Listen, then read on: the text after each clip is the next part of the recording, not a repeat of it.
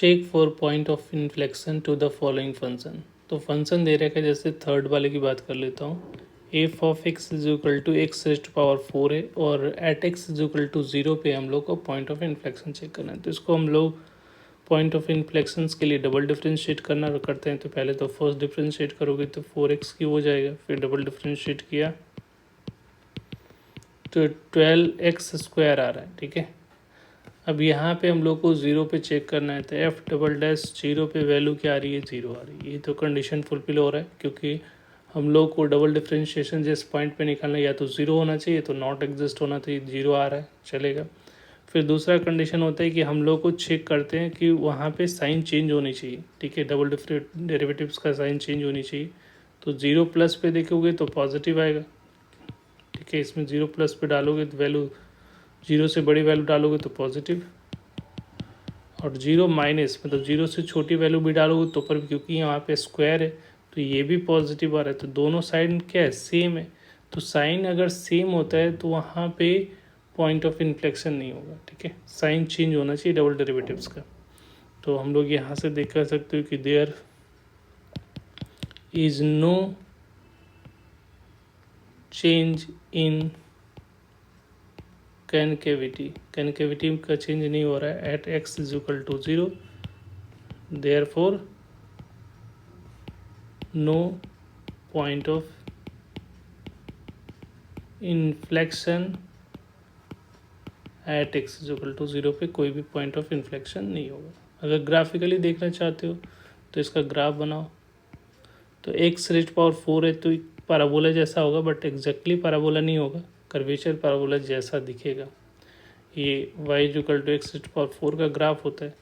तो 0 पे देखो कनकेविटी तो चेंज नहीं हो रही है। ऐसा देखो 0 पे 0 देखोगे तो पैराबोला का टेंजेंट जो होता है हमेशा कर्व के नीचे जा रही है। ठीक है, मतलब आपको चेंज नहीं हो रहा है, कनकेविटी चेंज नहीं हो रही है। और यहाँ पे एक्स इक्वल टू 0 पे हमें क्या मिल रहा है, मिनिमा मिल रहा है। और ये भी पढ़े थे कि जहाँ पे भी एक्सट्रीमा होता है, एक्सट्रीमम मतलब मिनिमा या मैक्सिमा, वहाँ पे कभी भी कनकेविटी नहीं मिलती है। ठीक है, तो यहाँ पे कनकेविटी नहीं मिल रही है। ठीक है, नो पॉइंट ऑफ कनकेविटी। और ये पॉइंट पे एक्स इक्वल टू 0 पे यहाँ पे क्या मिलेगा, मिनिमा।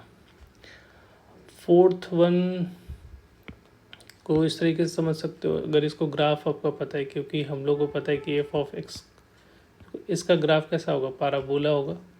ठीक है, और ये 2 पॉइंट पे कट करेगा। इसका रूट्स निकालोगे, X square minus 1 equal to 0, तो एक आएगा, एक्स की वैल्यू एक 1 आएगी, एक -1 आएगा। तो एक -1 और एक 1 ऐसा आ रहा है। 0 पे -1 तो कर्व कुछ ऐसा जाएगा। ठीक है, -1 से जा रहा होगा ऐसा, 0, -1 से। इसका मॉड लगा लोगे तो नीचे वाला ऊपर हो जाएगा। तो एक्चुअल कर्व जो होगा, जो मॉड के साथ, वो कुछ ऐसा दिखेगा। ये -1, ये 1 और 0। तो 3 पॉइंट पे बेसिकली यहाँ पे चेक कर सकते हैं। एक तो -1, एक 0 और एक +1। -1, 0 और +1, ये तीनों पे कनकेविटी चेक करोगे।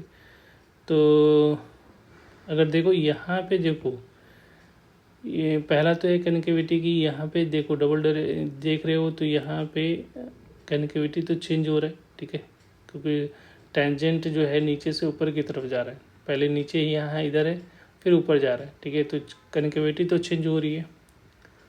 दूसरा क्या चेक करते हैं, कंटिन्यूस है तो कंटिन्यूस भी है। बट थर्ड एक और पॉइंट होता है कि टेंजेंट जो होना चाहिए क्रॉस करना चाहिए। तो टेंजेंट यहाँ पे क्रॉस नहीं करी, टेंजेंट जो है कॉर्नर पॉइंट पे एग्जिस्ट नहीं करता, इसलिए टेंजेंट नहीं फॉर्मेशन हो रही है, इसलिए यहाँ पे ये पॉइंट ऑफ इन्फ्लेक्शन नहीं होगा।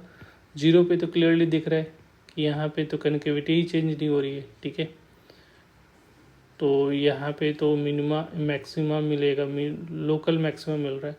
उसी तरीके से यहाँ पे भी देखो कनकेविटी चेंज हो रही है, कंटिन्यूस भी है, बट टेंजेंट यहाँ पे एग्जिस्ट नहीं करता है। कॉर्नर पॉइंट पे कभी भी टेंजेंट एग्जिस्ट नहीं करता। तो यहाँ पे ये तीनों पॉइंट पे देख रहे हैं तो कहीं पे भी पॉइंट ऑफ इन्फ्लेक्शंस नहीं दिख रहा है। ठीक है, पॉइंट ऑफ इन्फ्लेक्शंस के लिए क्या होना चाहिए, कर्व को क्रॉस करना चाहिए टेंजेंट। यहाँ तो कहीं कर ही नहीं रहा है। ठीक है, तो यहाँ पे नो पॉइंट ऑफ इन्फ्लेक्शन दिख रहा है।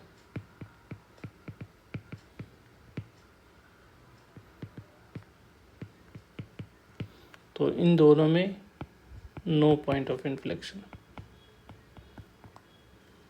Thank you.